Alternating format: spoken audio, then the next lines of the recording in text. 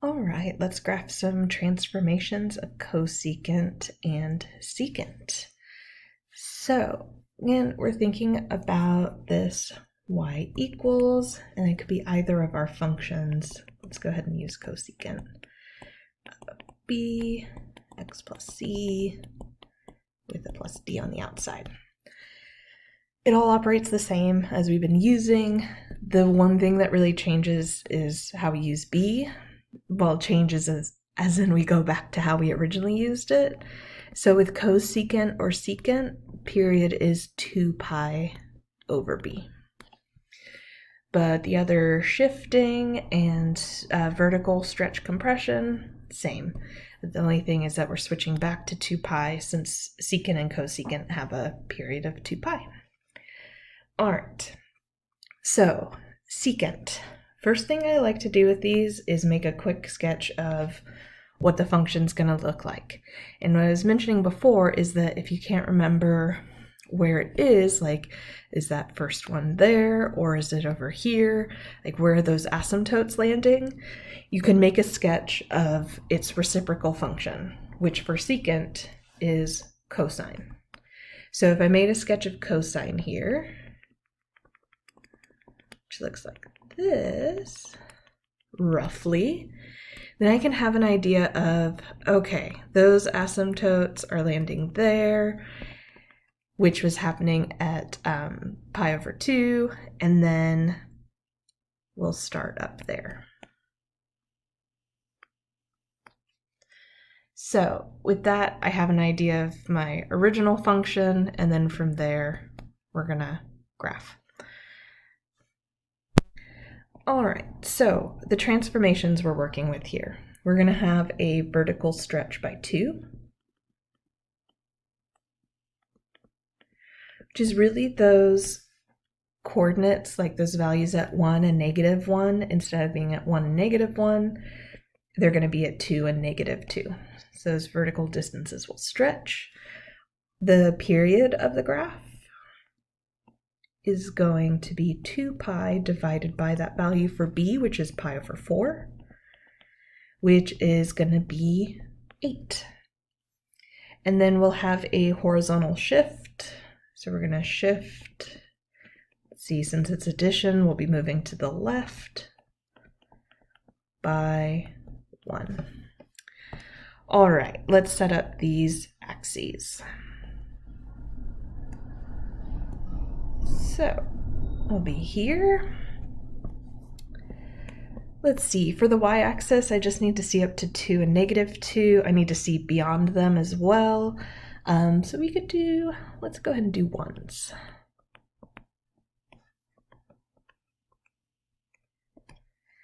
All right, and then from here, so setting up our x-axis, it's similar to what I described for tangent and cotangent. So for this function, our period is 8, which means, sorry, in terms of that teeny tiny little sketch that I made there, where we're positive and then we switch to negative, so kind of covering 2 pieces of that graph will be a distance of 8. So really what we'll think in terms of separating our asymptotes will be half of that period, which is a distance of 4. So what I could do here, and we will have a shift, but before I even think about shifting, is that how the asymptotes would land without a shift is I'd have this distance of 4. Which means I'm just going to use units of 1 here. So there's 1, 2, -1, -2, but 4 squares, each square is going to be a unit of 1. So with that setup, what I would have is asymptote, asymptote, so I would have my positive there. However, we need to shift to the left by 1, so where I have my asymptote there, I'm going to move it over to the left. And where I would have had my asymptote there, I'm going to bump that over to the left.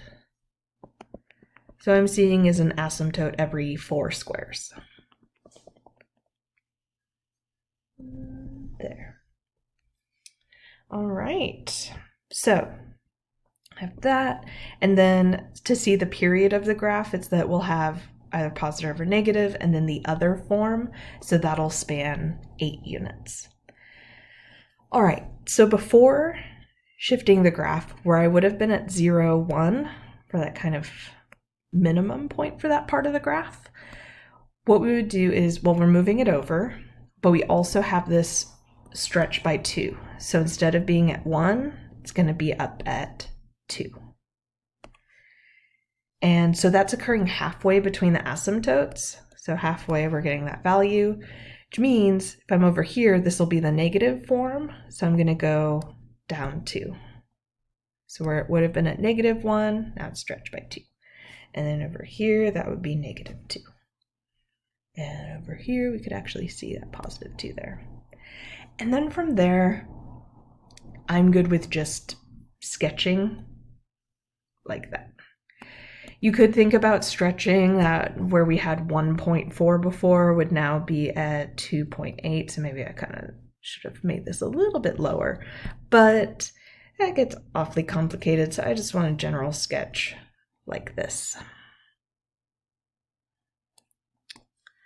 All right.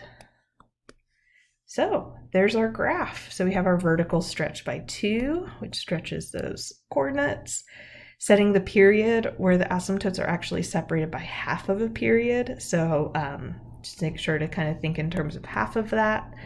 And then with the shift to the left, pieces moved.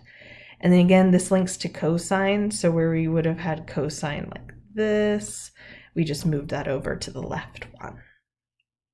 All right, cosecant. So the sketch of this graph would link up with sine, which does this.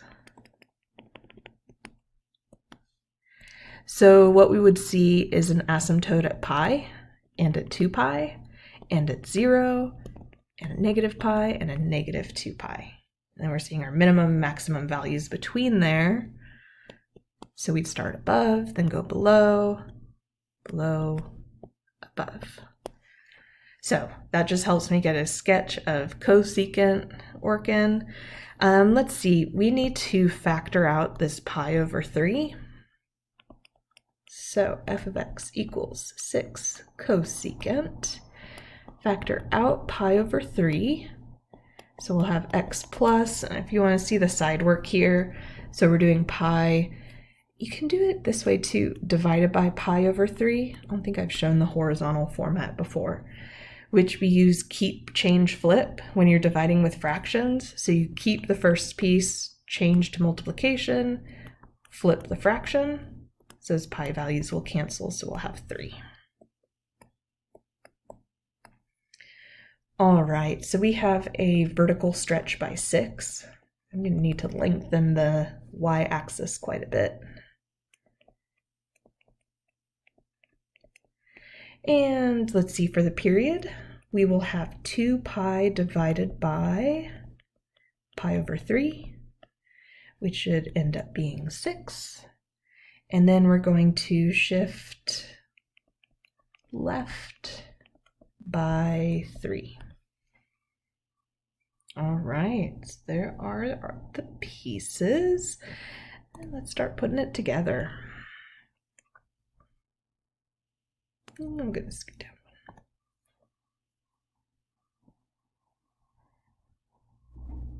All right. So I need to see at least to 6 and -6. So with that, I'm going to use units of 2 here. All right. So we're going to have a shift to the left by 3, and we're going to have a period of 6. So without the shift, I would have an asymptote here at 0, and then we would go, let's see, the period is 6. Remember, half is where we're going to have our asymptotes. So again, while all of this is 6 units, half is going to separate our asymptotes with each other. So I would have asymptotes every 3 units. So for my x-axis, I think doing 1s will work great. So if I wanted to start drawing my asymptotes now without the shift, I would have 0, 3, 6, 9, so on and so forth. But we need to shift to the left 3. So I'm going to pick up that asymptote of 0 and move it over 3 units. And where we would have been at positive 3, move that to the left 3 units. And we're seeing this asymptote every 3 units. Something like that. All right. Now, before the shift, what we would have had is starting up here. So we would have had our graph doing this right here, but we're picking up all of that and moving it to the left 3 units. So before the shift, what I would have had is halfway between those asymptotes, we would have been up, and it wouldn't have been 1, it would be 6. So with that vertical stretch, I would have been here. But what I need to do is move that over 3 units. So I'm here at 1.5, so I'm going to go 1, 2, 3, and that'll give me my coordinate right there. So on this part of the graph, to the left of the y-axis, we're up here. So I'm at negative 1.5, positive 6 for that value there. And then it flip-flops. So to the right of that, we would have positive 1.5, negative 6. And then we would have positive 6. And then negative 6. So something like this. I'll just get the quick sketch in there. And again, you can check these with Desmos. Just set up your axes on paper first, and then you can have Desmos check your solution. All right, something like that. So there's our cosecant graph. All right. And just to tie in domain and range real quick, it's the same routine as before, but just so we get practice visualizing it. Domain here would be that x cannot equal, and we have these intervals of 3, so we can't be at 3, 0, negative 3, negative 6, positive 6. So anything multiplied by 3 can't be a value for x. So what that would look like is 3 times k, where k is an integer. And then for the range, what we can use is that vertical stretch that we had. So where we're missing values is negative 6 to positive 6. So our range is defined for negative infinity up to negative 6 and including negative 6, and from positive 6 off to positive infinity. And just to go back to the first one, to think about domain and range, because it doesn't hurt to see a lot of these. X cannot equal. So we're off of the y-axis here, so what I'm going to do is use this value of 1, and then it's that I can have 1 and then any interval added of or subtracted of 4 units from there. So 1 plus 4k, where k is an integer. Okay, so 5, so 1 plus 4, 1 plus 8, 9 wouldn't work, things like that. And then the range, we can have from negative infinity to 2, or sorry, negative 2, and then from 2 to positive infinity. All right, these last two should be fairly quick. They're kind of simpler transformations. So this one's going to reflect over the x-axis. And we're going to have a vertical compression by 1/4. So let's set up axes.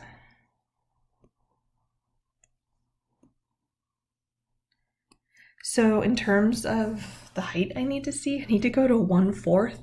What I'm going to do is just to kind of visualize that easily is I'm going to make 4 squares equal to 1 along the y-axis, so I can easily see 1/4 coming through. So like there's going to be 1/4. All right, cosecant, what it would look like, and we're not doing anything to the x-axis, so I'm just going to go ahead and grab our scale that we used for our original graph. So pi, 2 pi, negative pi, negative 2 pi. So our asymptotes aren't moving at all. So with cosecant, again, I can talk you through my thinking here. So with cosecant, that links up to sine, which starts here at the origin and goes up and then crosses and then up and crosses.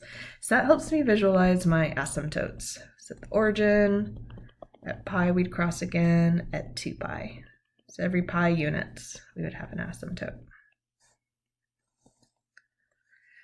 All right, now where we would typically have our value at 1, it's compressing down to a fourth.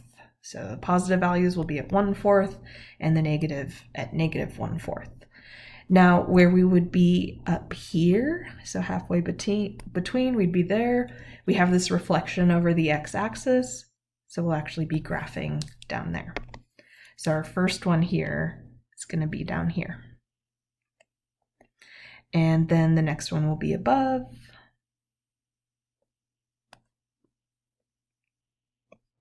And then we'll just flip-flop between those. And below. Nope, too low. Too low, 1/4. All right. And that will do it. Domain here.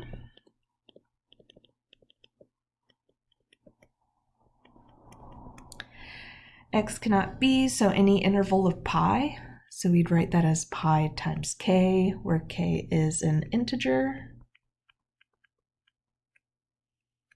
And for range, we just need to exclude negative 1/4 to positive 1/4. So anything from negative infinity to negative 1/4, including it, and from positive 1/4 off to positive infinity. All right, last one here, nice and quick. We have a vertical stretch of 7. And we're going to adjust the period of the graph. So where the period would usually be 2 pi, we're going to divide that by 2. So the period's going to be pi, which means in terms of the increments for where we'll see the asymptotes, pi over 2. So again, we'll have that kind of different behavior for how the asymptotes behave from the period of the graph with the relationship of 1/2. All right, let's see, vertical stretch by 7. So I need to see somewhat far. So I'm going to do units of 2 again. So 2, 4, 6, and then I can see up to 7 nicely. Let's see, this is secant. So that links with cosine. So that's where we would start at the peak and then go down and then back up. So we're going to have our graph kind of centered here. So what I can do is I'm going to use half of that period and center that around the y-axis. So I want that to be a distance of pi over 2, so that then when I set up my asymptotes there, another increment would give me that total period of pi. So I want to set this up so that my asymptotes go like this, and then I see those asymptotes every 4 units. So if this total distance here is pi over 2, that means this is half of pi over 2. So right there is going to be pi over 4. And then here will be pi over 2. And here will be 3 pi over 4. And here would be pi. And then same for the negative direction. All right, so with cosine, we start at the peak, which is typically at 1, but we're doing a vertical stretch of 7. So I'm going to go 2, 4, 6, 7. And so we start up here, and then we flip to below, and then we flip to above, and below, and above. You can see our function. Something like this. Ooh, I missed that one. One more time. Moving too fast. Okay, so for domain here, This is where it's off of the y-axis. So what I'm going to do is say x cannot equal, and then it's that pi over 4, and then it's adding these increments of pi over 2 that's causing issues. So like this is taking away pi over 2, this is taking away 2 pi over 2, adding pi over 2. So I want to add increments of pi over 2 times k, where k is an integer. And then for range, we're just leaving out anything from -7 to +7. So we're going -infinity to -7, and from 7 to +infinity.